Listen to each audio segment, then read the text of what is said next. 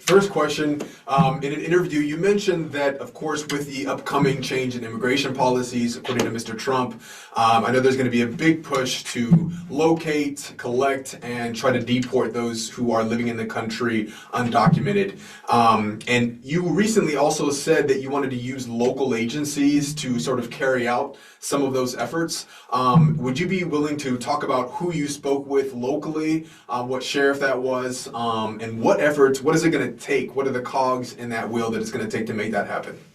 Well, mass deportation of illegals is a major promise that Donald Trump made to the voters during the election cycle. And I believe probably the most important reason that he won the popular vote, a mandate that he has to do what he said he was going to do. And as Indiana's next senator, I'm going to support President Trump every step of the way to support a mass deportation plan to remove the estimated 20 million or more illegals who are in this country. Keep in mind that some estimates show that nearly $1 billion is what illegals cost the state of Indiana just last year alone. So the public cost of illegals is significant. I've heard from local law enforcement agencies all over the state who are ready to do their part to enforce the law, remove illegals, and send them back to where they came from. It's an important promise that was made to the voters and one that we have to fulfill. Who are those agencies you've been able to speak with so far? I've heard from local sheriffs all over the state. They understand that their job is to enforce the law, and that's what it comes down to, is law and order. So that the first thing that we have to do is deport the nearly 600,000 illegals who are in America today, who we know have committed a crime. Nearly several thousand of them, by the way, we know have committed murders and assaults and sexual assaults. So the first thing that we have to do is remove violent criminals who are in this country illegally. That will be President Trump's top priority. And in the Senate, I'm going to back up President Trump to make sure that we get that done first and foremost. The first thing that we have to do, though, is get Tom Homan in charge of the department that will oversee this effort. He's a 30-plus year Border Patrol agent that President Trump picked to lead this effort. And we have to confirm him, get him on the job on day one so that we can get this going right away. Okay, you mentioned several sheriffs throughout the county. I know you're in Fort Wayne, I'm in Mishawaka. Are there any sheriffs that you've spoken with specifically in our sort of northern Indiana area? I've talked to a lot of sheriffs. I don't need to name names, but I've talked to a lot of sheriffs around the state who understand that local law enforcement, the governor of Indiana yesterday, Governor Holcomb said yesterday that the state is prepared to do its part. The next governor, Mike Braun, he understands better than anybody how important this issue is, using state and local resources to back up the effort to remove the nearly 20 million, some estimates say a lot more than that, illegals who are in the country today. It's why the voters gave President Trump a mandate. Right. And nearly 60% of Americans today, they say they support President Trump's agenda. And a big part of that agenda is mass deportation of illegals. Right. And so you mentioned earlier that you said you had seen some studies about undocumented persons costing the state of Indiana alone. It says $1 billion. Can you tell me a little bit more? I haven't heard of that. And where are those costs coming from exactly? Well, those costs include public services, schools, hospitals, a lot of other public taxpayer costs that are involved in caring for illegals, those who are in our country illegally. That's according to FAIR. In the state of Indiana, almost $1 billion a year in public resources that go to illegals. So when we talk about the large price tag of mass deportation, I'm just going to tell you that it's going to cost America a lot more to allow these illegals to stay in our country than it will cost us to deport them. And that's an important takeaway. But the first thing that we have to do, as I've said already, is to get the violent criminals who are in this country out of our country. Joe Biden and the Democrats have allowed murderers, those who have been convicted of sexual assault and other violent crimes into this country, tens of thousands of them. And we have to get them out of our country. It's a top priority for me. It's a top priority for Donald Trump. We're going to get that. We're going to focus on that right away as the first step of mass deportation. But there are several other steps that come after that too. Well, and speaking of steps, I mean, there's obviously a lot that goes into this. I mean, can you talk to me about the nuts and bolts when it comes to getting sheriffs, like you said, the ones that you've talked with? Sounds like you've had conversations. What are the conversations like when it talks about the practicalities, the logistics of what it takes to actually locate people? I mean, I've been made aware, right, that it takes training, that a lot of times local agencies have to opt into a sort of training to learn, how to even ID people, how to find people, how to locate, detain, and transport. So what have your conversations been around the logistics of what it actually takes? And then what if counties aren't willing to come alongside this effort? What if they're saying that they're not on board? What then? What's the response?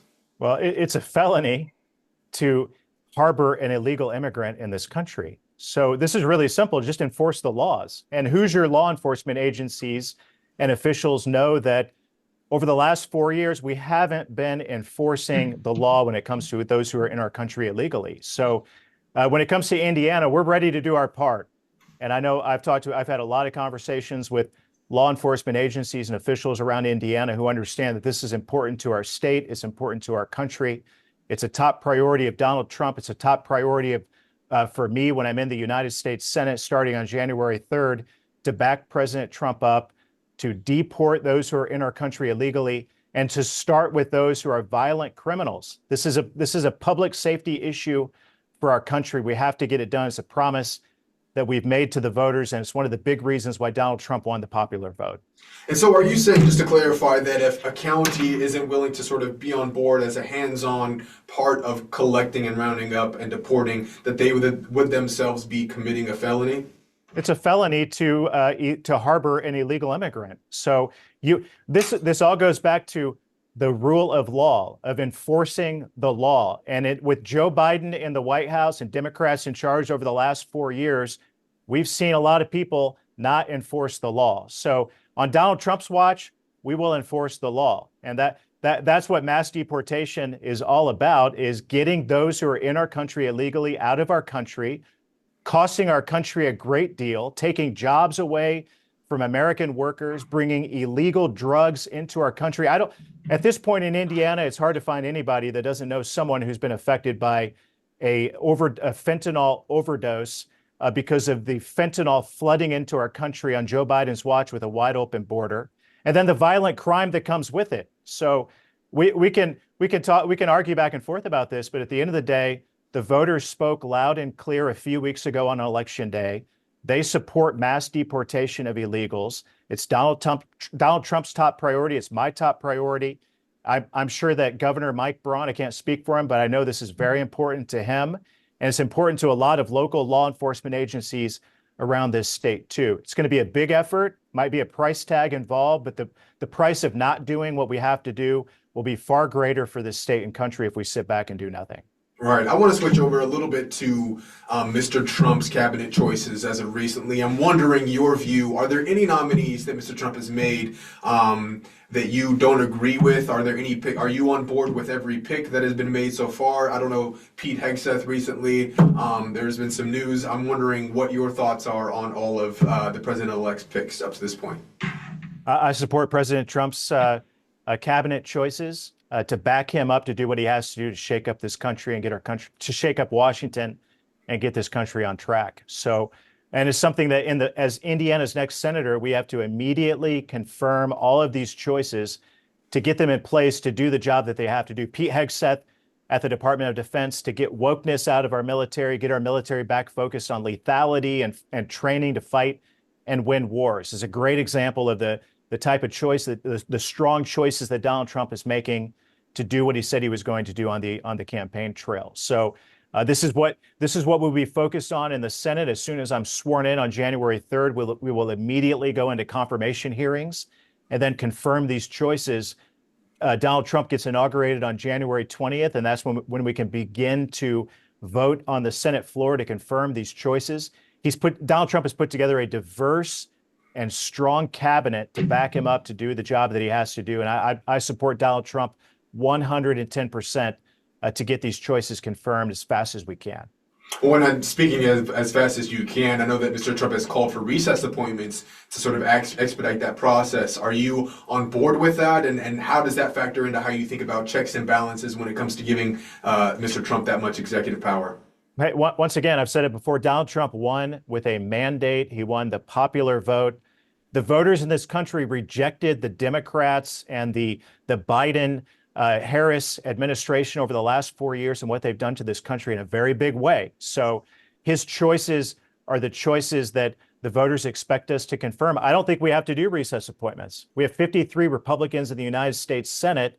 We should be able to confirm all of these choices right off the bat, give Donald Trump the backup and the cabinet that he needs to get the job done. And I support every tool that we have to get that done.